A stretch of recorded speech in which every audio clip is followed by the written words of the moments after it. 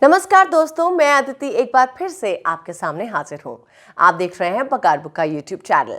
और जैसा कि हम सब जान रहे हैं कि भारत सरकार ने इस साल जनवरी से जीएसटी फाइलिंग के नियमों में कई सारे बदलाव किए हैं और आज का हमारा ये वीडियो भी इस सीरीज का कंटिन्यूएशन है। पहले के 2 वीडियोस में हमने आपको इनपुट टैक्स क्रेडिट, ई इनवॉइसिंग और रिटर्न फाइलिंग प्रोसीजर्स में हुए चेंजेस के बारे में बताया था। उन वीडियोस के लिंक्स हम डिस्क्रिप्शन बॉक्स में मेंशन कर रहे हैं, आप वहां से देखें और जानकारी लें।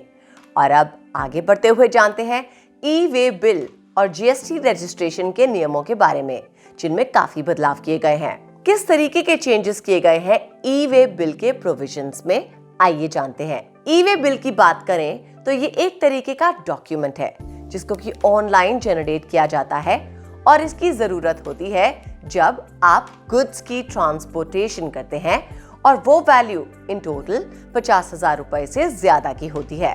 और अब नए नियम के तहत ई वे बिल की वैलिडिटी को कम कर दिया गया है।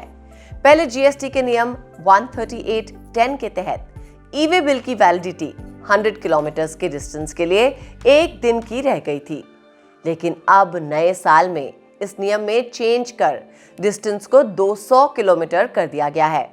इस पर ई वे बिल की वैलिडिटी केवल 1 दिन की रखी गई है। आइए इसे एक एग्जाम्पल के थ्रू समझने की कोशिश करते हैं। मान लीजिए गुवाहाटी में गुड्स का एक पैकेज वाया रोड अगरतला के लिए भेजा जाता है, जो कि गुवाहाटी से ऑलमोस्ट 550 किलोमीटर की दूरी पर है। ऐसे में पुराने रूल के अकॉर्डिंग ई वे बिल की वैलिडिटी 6 दिन तक रहती थी, लेकिन अब ये घटकर केवल 3 दिन ही रह गई है। इसका कंक्लूजन ये हुआ कि अब हर साल में गुड्स की डिलीवरी अपने डेस्टिनेशन तक ई वे बिल की वैलिडिटी रहते पहुंच जानी चाहिए, क्योंकि अगर ऐसा नहीं होगा तो ट्रांसपोर्टर्स को ई वे बिल की वैलिडिटी को फिर से बढ़ाना पड़ेगा, जो कि वैलिडिटी खत्म होने के टाइम से सिर्फ 4 घंटे पहले या 4 घंटे बाद तक ही मुमकिन है। यानी कि अब ट्रांसपोर्टर्स को समय रहते माल को डेस्टिनेशन तक पहुंचाना होगा, नहीं तो एक बार फिर से उन्हें ई वे बिल की वैलिडिटी बढ़ाने की टेंशन लेनी होगी। वहीं इसके तहत सरकार ने ई बिल ब्लॉकेज का दायरा भी बढ़ा दिया है। जीएसटी के नियम 138(e) में ई वे बिल ब्लॉकेज का प्रोविजन दिया गया है, जिसके तहत पहले अगर टैक्स पेयर लगातार 2 महीने का रिटर्न नहीं भरता था तो वो ई वे बिल जनरेट नहीं कर पाता था। लेकिन सरकार ने इस नियम में ब्लॉकेज का दायरा और बढ़ा दिया है और अब इन रीजन से भी ई वे बिल ब्लॉक किया जा सकता है। अगर टैक्स पेयर ने रजिस्ट्रेशन कैंसिल करने की एप्लीकेशन दी है तो ऐसे में registration deemed to be suspended मान लिया जाएगा और इस ई वे बिल ऑप्शन को भी ब्लॉक कर दिया जाएगा। वहीं अगर टैक्स ऑफिसर के पास कोई वैलिड रीजन है जिसके तहत उसका मानना है कि रजिस्ट्रेशन कैंसिल किया जा सकता है, तो ऐसे में भी ई वे बिल ब्लॉक कर दी जाएगी। इसके अलावा अगर टैक्स ऑफिसर को जीएसटीआर 1 और जीएसटीआर 3B रिटर्न में काफी डिफरेंसेस मिलते हैं या इनपुट क्रेडिट में जीएसटीआर 3B और 2A 2B में काफी ज्यादा डिफरेंस आ रहा है, तो ऐसी कंडीशन में भी ई वे बिल ब्लॉक कर दी जाएगी। ओवरऑल देखा जाए तो इस प्रोविजन को लाने के पीछे यही पर्पस है कि अगर एक बार रजिस्ट्रेशन कैंसिल हो जाए तो टैक्स पेयर उस ड्यूरेशन में किसी तरीके के सप्लाई ट्रांजैक्शन ना कर पाए और ई वे बिल ऑप्शन भी ब्लॉक्ड रहे। वहीं लाए गए चेंजेस के तहत जीएसटी रजिस्ट्रेशन को भी शामिल किया गया है। पहले नए रजिस्ट्रेशन के लिए केवल 3 दिनों में रजिस्ट्रेशन सर्टिफिकेट पाया जा सकता था, वो भी बिना कोई चार्ज दिए। इस आसान प्रोसीजर का टैक्स चोरी करने वालों ने फायदा उठाया और इसको देखते हुए गवर्नमेंट पिछले दिनों आधार ऑथेंटिकेशन लेकर आई और फील्ड वेरिफिकेशन नियम भी बनाया। अब सरकार ने एक बार फिर से रजिस्ट्रेशन के नियमों को बदला है और इसके टाइम लिमिट को 3 दिन से बढ़ाकर 7 दिन कर दिया है।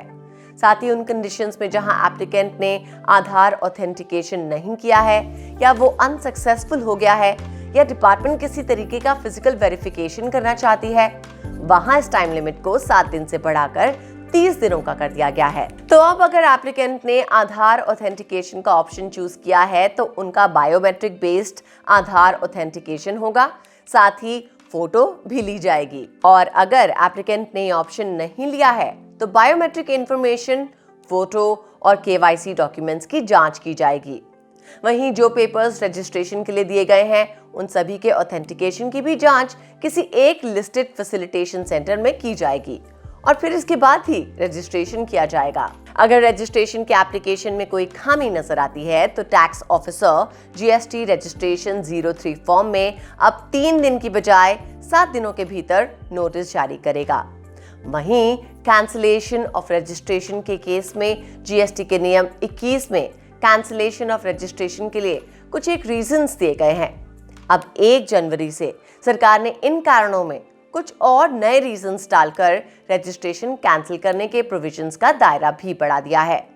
इसके तहत अगर रजिस्टर्ड टैक्स पेयर बिना माल सप्लाई किए या बिना सर्विसेज दिए नियमों को वायलेट करते हुए इनवॉइस बना देते हैं तो रजिस्ट्रेशन कैंसिल कर दिया जाएगा। पहले ये रूल सिर्फ गुड सप्लाईज पे था, लेकिन अब सर्विसेज पे भी लागू कर दिया गया है।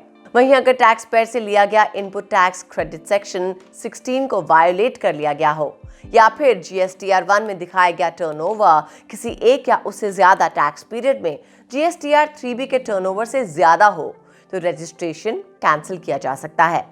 इसके अलावा अगर नियम 86B जिसके अंडर 1% टैक्स भुगतान कैश में करने का प्रोविजन है, अगर इसका वायोलेशन हुआ हो।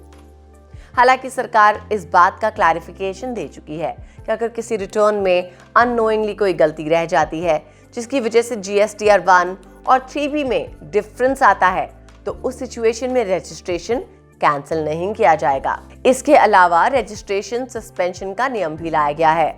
इसके तहत अगर टैक्स ऑफिसर के पास यकीन करने का कोई कारण हो कि टैक्स पेयर का रजिस्ट्रेशन सेक्शन 29 के तहत रद्द कर दिया जाना चाहिए तो अब वो बिना किसी सुनवाई के रजिस्ट्रेशन को सस्पेंड कर सकता है।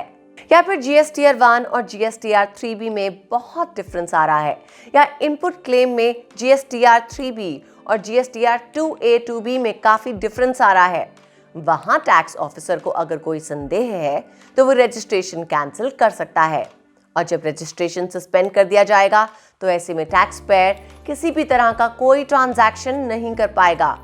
साथ ही सस्पेंशन के टाइम पीरियड के लिए उसे कोई रिटर्न भी नहीं भरना होगा। एक बार मामले की सुनवाई हो जाने पर और टैक्स अधिकारी सैटिस्फाई हो जाता है तो सस्पेंडेड रजिस्ट्रेशन बहाल कर दिया जाएगा। अगर इन सारे प्रोविजंस का सार समझा जाए तो ये पता चलता है कि सरकार ने ये चेंजेस टैक्स चोरी और फ्रॉड करने वालों को रोकने के लिए किए हैं। हालांकि इन सब से अलग कहीं ना कहीं हमारी भी जिम्मेदारी बनती है कि हम सरकार के साथ कोऑपरेट करें और अपनी तरफ से सही जानकारी दें। तो ये थी अभी हाल ही के दिनों में किए गए जीएसटी प्रोविजंस में चेंजेस पर डिटेल। कैसा लगा आपको ये वीडियो हमें जरूर बताएं। साथ ही इसको लाइक और शेयर भी करें। पगार बुक को सब्सक्राइब कर लें और वीडियो नोटिफिकेशंस के लिए बेल आइकन भी प्रेस कर दें। नमस्कार।